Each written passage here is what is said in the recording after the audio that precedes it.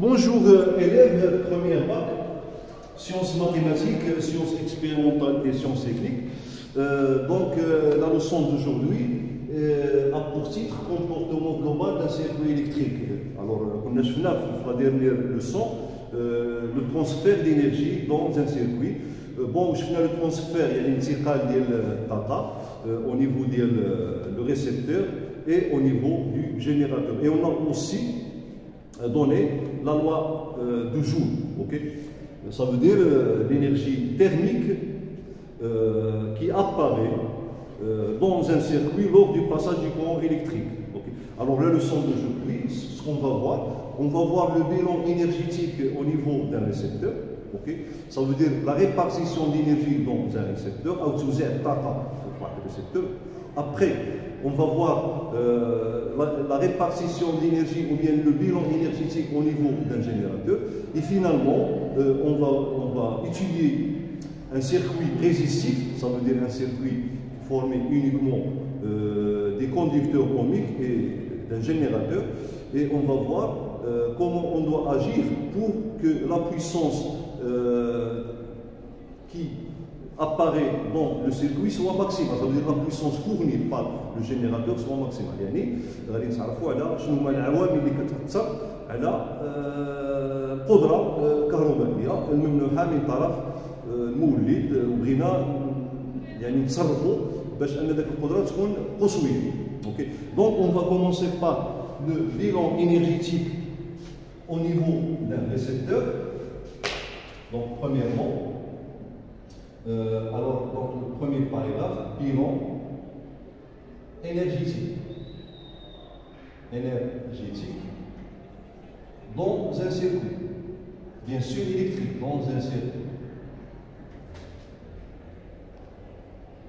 Bon, premièrement, bilan énergétique au niveau d'un récepteur. Au niveau d'un récepteur.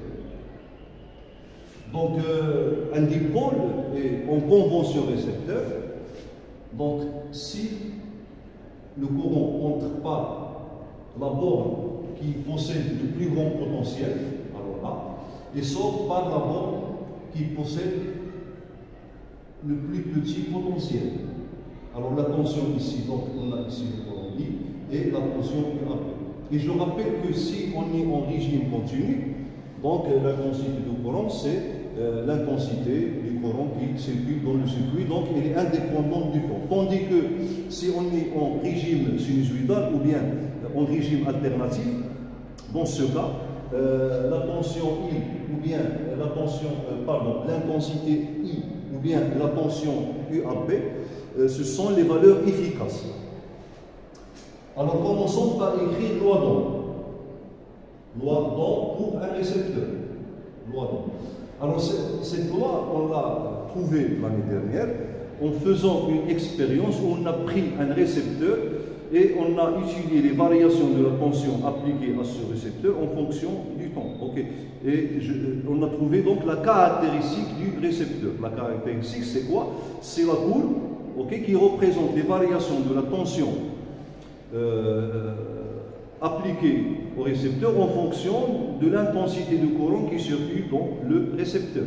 Et on a trouvé donc cette courbe. Alors là, j'ai I et là, j'ai UAB. Bon, on a trouvé une courbe croissante qui est à vie. Okay. Et elle est limitée. Pourquoi? Parce que si on dépasse une tension Imax, ou bien une intensité Emax, alors le récepteur sera détérioré. Le récepteur là, donc on ne doit pas dépasser l'intensité maximale qui peut supporter le récepteur pour ne pas le détériorer ou bien le griller. Bon, vous voyez que c'est une fonction affine, alors l'équation de cette fonction c'est B, okay, plus A fois I. Okay. Alors B, c'est quoi? C'est la valeur de la tension UAP lorsque I égale à 0. Alors cette valeur B, donc a la même dimension que l'intensité UAP. Donc il est exprimé en volts et on l'a représenté par E'. Ça veut dire lorsque I égale à 0, ok, donc la tension UAB égale à E', bien sûr, lorsque le récepteur est branché avec un générateur. Sinon, okay, donc, si le récepteur est isolé du générateur, lorsqu'on mesure la tension en borne du récepteur, on trouve que c'est 0. Pourquoi? Parce que le récepteur est un dipôle passif qui ne produit pas d'énergie. Okay? Bon, tandis que A, c'est le coefficient directeur, okay, de cette droite. Okay? Et A, donc, a les dimensions d'une résistance. Okay? Donc, c'est pourquoi que A, on la représente par R'. Alors, donc, E', on l'avait appelé par force contre-électromotrice. يعني القوة المحركة المضادة. Pourquoi contre-électromotrice? Parce que le courant ne circule dans le récepteur que si I est différent de 0. Ok? Ça veut dire que si la tension UAB aux bornes du récepteur soit supérieure à E'. Okay? Si UAB est inférieur à E', il n'y a plus de courant qui circule dans le dipôle. Ça veut dire que comme si cette force électromotrice, ou bien cette force contre-électromotrice, s'oppose au passage du courant. Donc le courant qui يمر في الدارة الكهربائية حتى كيكون التوتر اللي كنطبقوا على le récepteur est contribué à la E'. Bon, c'est pour cela que dans l'équation, ou bien la loi d'Ohm, c'est l'équation de cette roue. Okay? Alors, UAB égale à E' plus R'I. Okay? Alors, I', c'est quoi? C'est la force contre-électromotrice. Contre-électromotrice. Exprimé en volt. Okay? Donc on la note par F, C, E, R.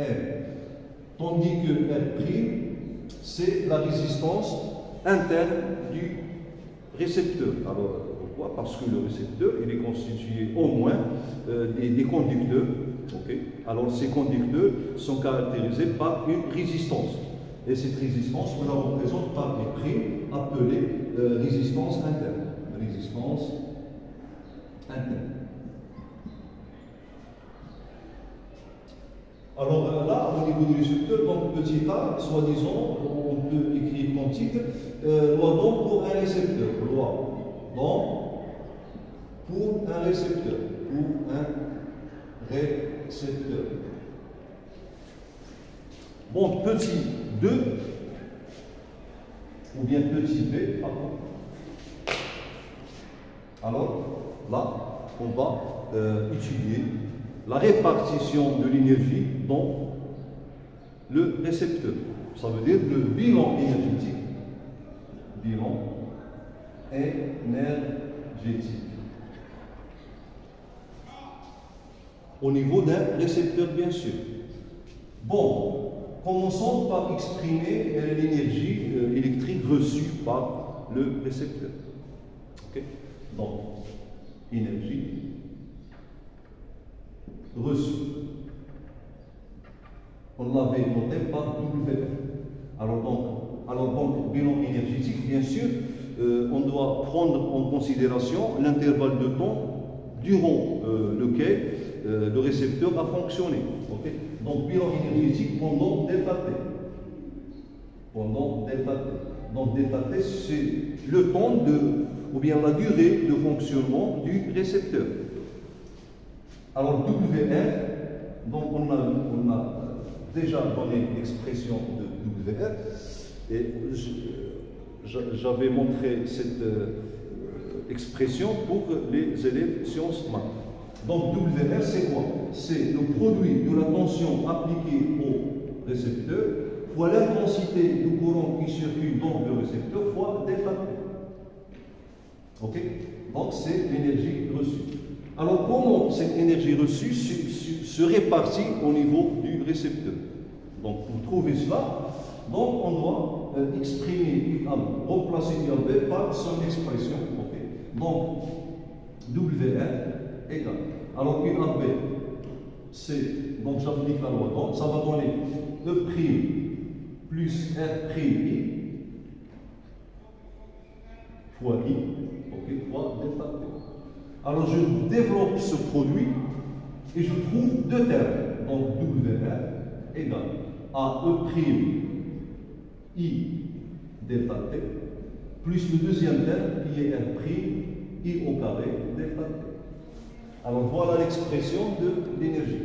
Alors si on interprète cette expression qui est la somme de deux termes, et ces deux termes sont deux énergies, bon, tout d'abord cette énergie-là. Alors cette formule nous rappelle de la loi du jour. Okay? Ça veut dire que cette énergie, R' I au carré delta T, c'est l'énergie électrique transformée par le récepteur en énergie thermique. Ça veut dire que c'est une énergie perdue, c'est une énergie dissipée.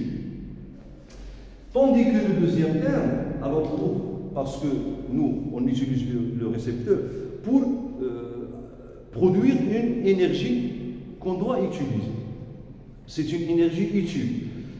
Soit une énergie mécanique, dans le cas du moteur, ou bien énergie chimique, dans le cas de l'électrolyseur. Okay? Donc cette énergie est appelée énergie utile. Okay? En fait, c'est cette énergie dont on a besoin.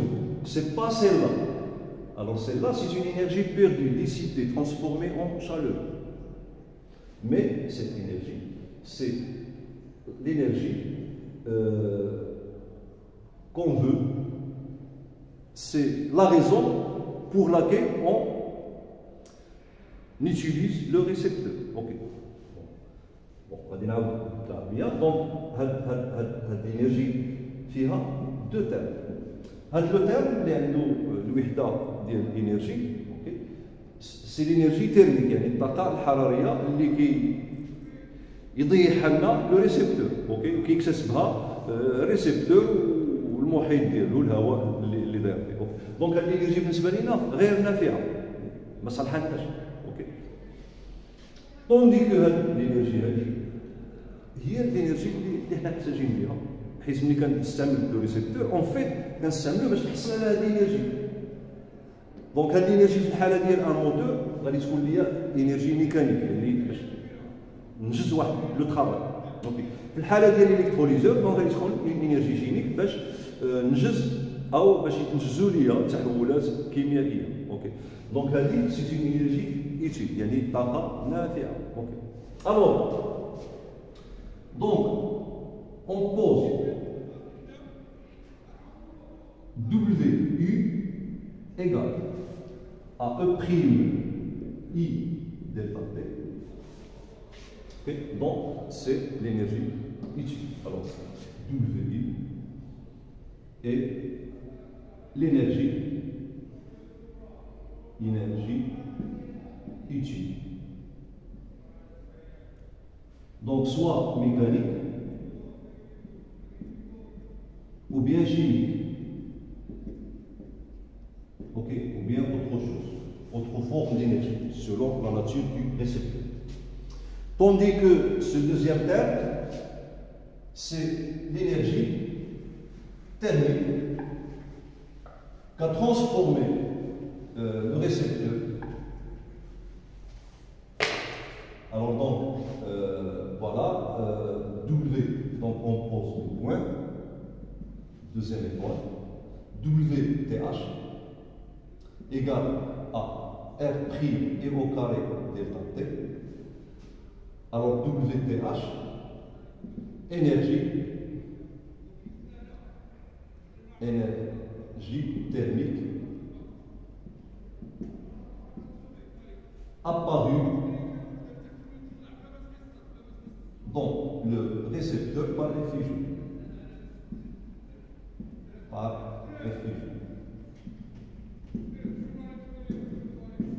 Et finalement, on a l'énergie reçue égale à l'énergie utile plus l'énergie thermique. Bon, en conclusion, le récepteur reçoit une énergie électrique, il transforme une partie en énergie utile et l'autre partie en énergie thermique. Ok? Donc là, on peut parler du rendement du récepteur. Donc le rendement du récepteur, il y a le mardot du récepteur. Ça veut dire que l'énergie, ok, c'est une énergie perdue. Ok, normalement on paye de l'argent pour cette énergie, mais toujours l'énergie issue est accompagnée de l'énergie thermique. Okay. Donc le rendement d'un récepteur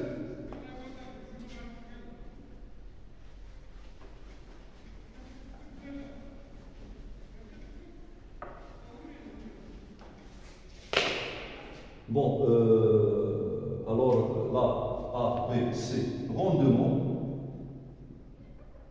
d'un récepteur. Alors par définition, le rendement c'est quoi? C'est l'énergie issue divisée par l'énergie totale. Ça veut dire qu'on a une machine, on lui fournit une énergie. Okay. Alors cette énergie, pour la machine, il transforme une partie de cette énergie en énergie issue.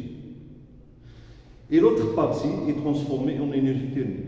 Okay. Donc le rendement en général, pour une machine, c'est l'énergie issue sur l'énergie totale. Dans notre cas, l'énergie issue, c'est WU.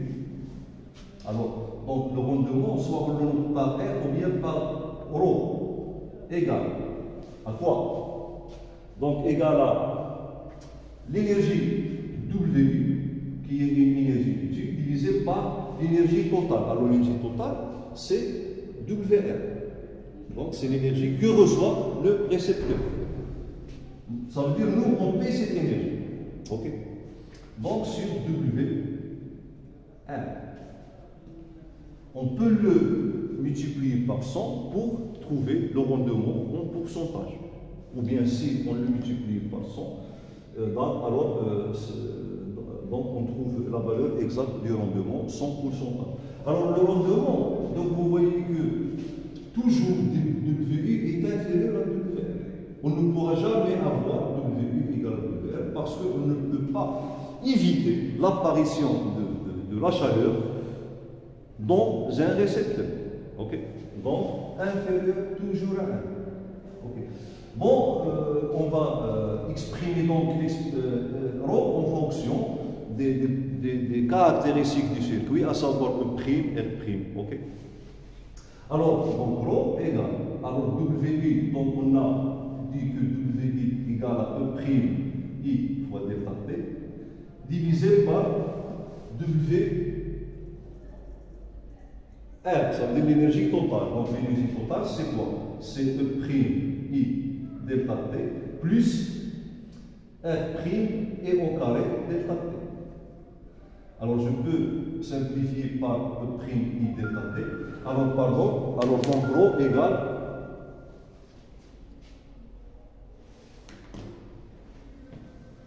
ρ égale, donc ici il reste 1, divisé par alors 1 plus donc R' et au carré delta T sur E' I delta T. Donc je simplifie par delta Ti.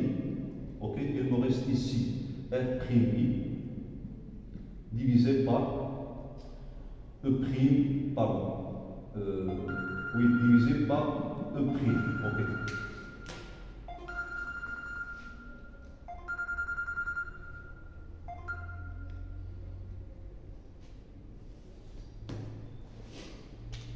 Alors vous voyez que ρ est inférieur à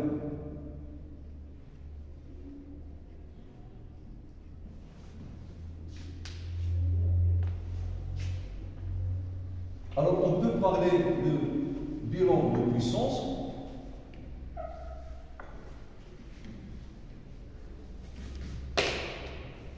Bon, alors petit C, D, donc bilan de puissance.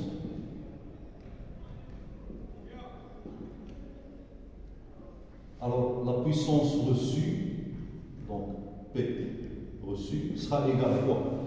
sera égal à, par définition, c'est la tension UAP fois I. Ok. Puissance donc thermique ou bien ITU, donc c'est quoi? C'est E' I. Et la puissance thermique, c'est quoi? C'est E' ou bien, pardon, F' I au carré. Et je peux calculer le rendement en fonction de puissance, donc il y a la puissance ITU sur la puissance reçue. Et je trouve la même expression. Alors voilà donc la répartition de l'énergie d'un récepteur. Donc le récepteur reçoit une énergie de l'extérieur, une énergie électrique. Une partie de cette énergie est transformée en énergie ITU, soit mécanique ou bien chimique, ou bien autre chose. Et l'autre partie est transformée en énergie thermique, bon, par effet Joule, du fait de l'existence d'une résistance interne au sein de ce récepteur. Alors maintenant, on va traiter le cas d'un générateur.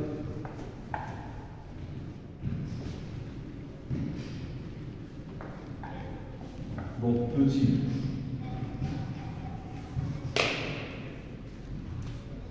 Donc 1, 2 au niveau du générateur.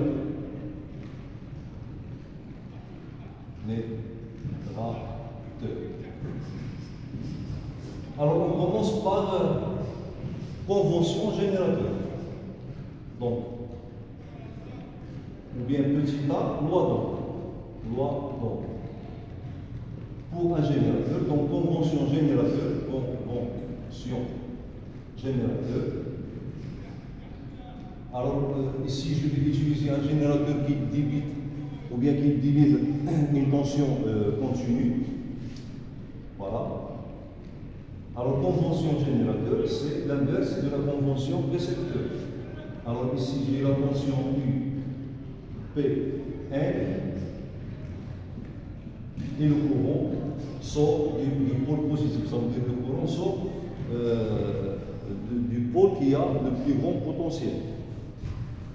Bon, alors pour la loi d'Ohm, alors je rappelle qu'on a trouvé la loi d'Ohm de générateur à partir de la caractéristique. Okay. Donc lorsqu'on a représenté la caractéristique d'une pile, voilà, donc ici j'ai I et là j'ai U, Pn. Alors on a trouvé que pour I égale à 0, donc la tension UPN égale à une valeur qu'on a notée par E. Okay. Et on a trouvé que plus I augmente, plus la tension diminue. Ça veut dire que la caractéristique est décroissante. Okay. Mais on ne peut pas augmenter le courant, okay, pour éviter l'épuisement instantané du générateur. Il y a le courant jusqu'à des valeurs qui sont grandes. باش ما يتفرغلياش الجينيراتور يعني الشحنه ديالو الكهربائيه تسالف خطره اوكي ولهذا كنوقفوا عند واحد الكورون كنسميوه اوكي دونك اي ماكس اوكي دونك الا كملنا غادي يعني لينيرجي اللي كيخزن le générateur va s'épuiser rapidement. Alors, donc cette courbe, c'est une droite affine, okay, de coefficient directeur négatif. Alors donc UPN égale à P moins AI. Okay. Alors dans ce cas PC2 et A, donc a des dimensions d'un conducteur ohmique qu'on note par R. Donc E c'est quoi? C'est la force électromotrice du générateur. Alors cette force électromotrice, c'est la tension sur ou bien au pôle du générateur lorsqu'il ne débite aucun courant. Alors bon, le générateur, c'est un dipôle actif. Donc la différence entre dipôle actif et dipôle passif, si on mesure la tension au bord d'un dipôle passif, lorsqu'il est déconnecté du circuit, on trouve que là, cette tension est nulle. Tandis que pour un dipôle actif, si on mesure sa tension lorsqu'il est déconnecté d'un circuit, on trouve que cette tension égale à une valeur, et cette valeur est appelée force électromotrice. Okay? Donc, la loi d'Ohm, c'est l'équation de cette caractéristique. Donc, IPN égale à E, alors donc moins RI. Voilà. Donc, E, c'est la force électromotrice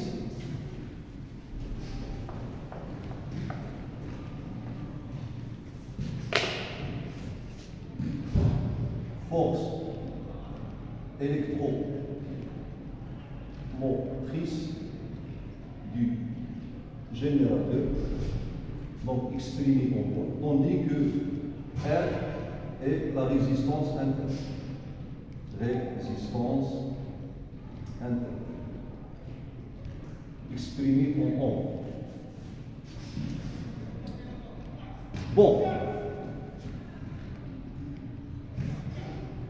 Passons donc au bilan énergétique. Donc, petit b, bilan énergétique. Énergétique. Au niveau, bien sûr, du générateur. Bon, alors, le générateur, c'est un dipôle qui fournit de l'énergie. Okay. Donc, on va écrire W2. Donc, commençons par exprimer l'énergie fournie. Énergie fournie. W, c'est une énergie électrique. Alors on a W2, donc toujours l'énergie qui apparaît ou bien fournie ou reçue, toujours égale à le produit de la tension U, donc pour notre cas P1, fois le courant qui parcourt le dipôle fois delta P. Alors ici, bilan énergétique pendant, bien sûr, delta P. Pendant delta P. Donc, pour voir la répartition de cette énergie au niveau du générateur, donc on doit remplacer UPN par son expression d'après la loi d'Ohm. Et on trouve que WE égale à E moins RI facteur de I fois delta P.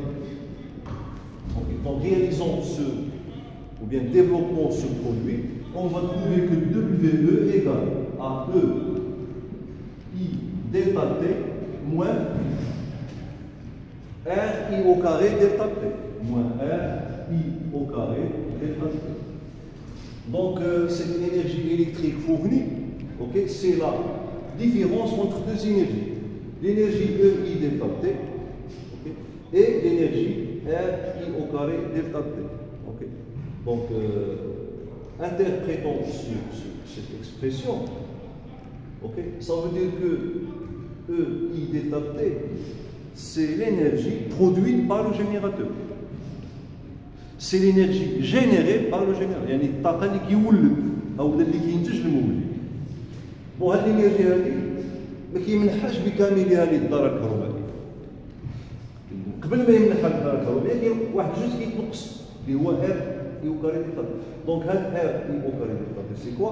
C'est l'énergie thermique dissipée dans le générateur par effet joule. وداك الشيء اللي بقى هو اللي كيمنحو للدارة اللي هي W. Ok. Donc voilà on pose. Alors WG égale à E I delta T. Donc WG c'est quoi? C'est l'énergie produite par le générateur ou bien énergie générée par le générateur. Par le générateur.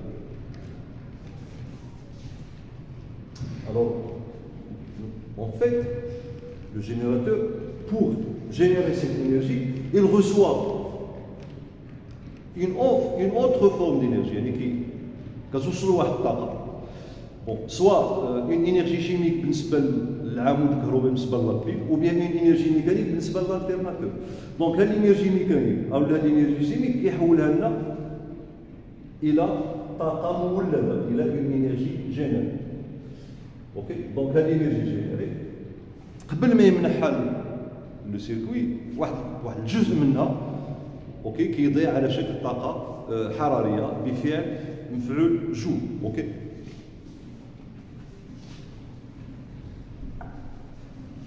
donc deuxième terme représente l'énergie thermique.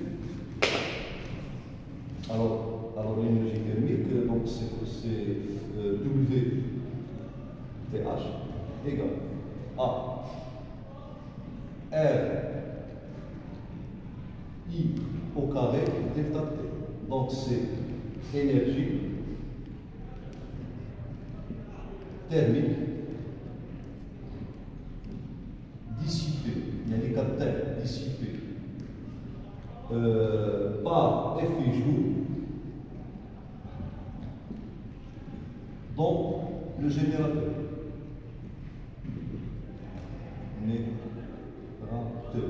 Alors bien sûr au niveau des conducteurs électriques qui forment ce générateur. Bon, et finalement, on a WE égale à WG moins WTH. Ça veut dire que l'énergie générée par le générateur sera égale à la somme de l'énergie électrique fournie au circuit plus l'énergie thermique. D'accord? Donc, je rappelle que, ou bien en conclusion, le générateur reçoit une énergie de l'extérieur, la transforme en énergie électrique. Alors, cette énergie, on l'a appelée énergie générée, ou bien produite par le générateur. Et cette énergie produite, une partie d'elle est fournie au circuit, et l'autre partie est transformée par effet joule en énergie thermique. Donc là, on peut aussi parler du rendement du générateur.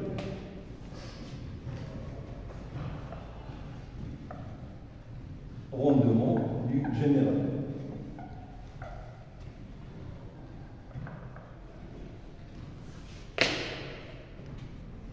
Bon, c'est peut-être petit c, rendement d'un générateur. Alors, le rendement pour le générateur, donc je peux le noter ρG égale. Donc, l'énergie utile, alors pour nous, cette énergie électrique au niveau du générateur, c'est une énergie utile. Ok? Donc, WE, c'est une énergie fournie au circuit, et en même temps c'est l'énergie utile. Donc c'est l'énergie utile au niveau bien sûr du générateur, parce que nous on utilise le générateur pour avoir cette énergie, mais le générateur produit cette énergie et ne nous fournit que cette énergie, donc c'est une énergie dissipée. Alors le rendement c'est quoi? C'est l'énergie électrique ou bien l'énergie utile au niveau du générateur, donc WE, divisé par l'énergie totale, ça veut dire l'énergie générée ou bien l'énergie produite. Bon, on peut remplacer ces deux termes ou bien ces deux grandeurs par leur expression, et je trouve que ρG sera égal. Donc WE c'est donc E I fois delta T divisé par WG, donc E. Alors, pardon, ici, voilà, WE, c'est en fait, c'est EI delta T plus, moins R I au carré delta T. Donc, divisé par l'énergie totale. Alors, l'énergie totale, donc, c'est EI fois delta T. Donc, ρG égale. Alors, donc, c'est un rapport. Donc, ça va donner 1. Ok, moins. Alors, donc, je simplifie par I delta T. Ok, Il me reste ici RI sur E. Donc vous voyez que le rendement est toujours égal à 1. Et le rendement, il est sans unité, parce que c'est le rapport de deux grandeurs de même dimension. Alors, autre chose, donc, voilà.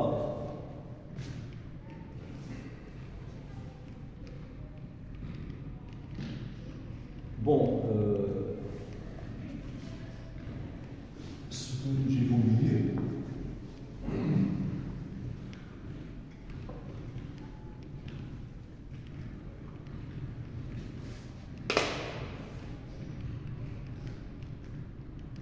bon, voilà. Alors, on peut avoir au laboratoire des générateurs idéaux de tension. Okay. Ces générateurs idéaux de tension, ce sont des générateurs qui ne possèdent pas de résistance interne. Okay. Ça veut dire que ces générateurs nous fournissent une tension qui est égale à E. Ça veut dire R égale à 0. Ça veut dire dans le cas idéal, lorsque le générateur est un générateur de tension idéale, dans ce cas, on peut avoir G égal à 1. Donc, remarque, pour un générateur idéal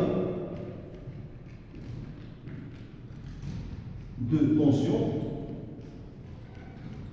alors dans ce cas R égale à 0, ça veut dire qu'il n'y a pas de dissipation d'énergie électrique au niveau de ce générateur idéal. Dans ce cas, rho G égale à 1.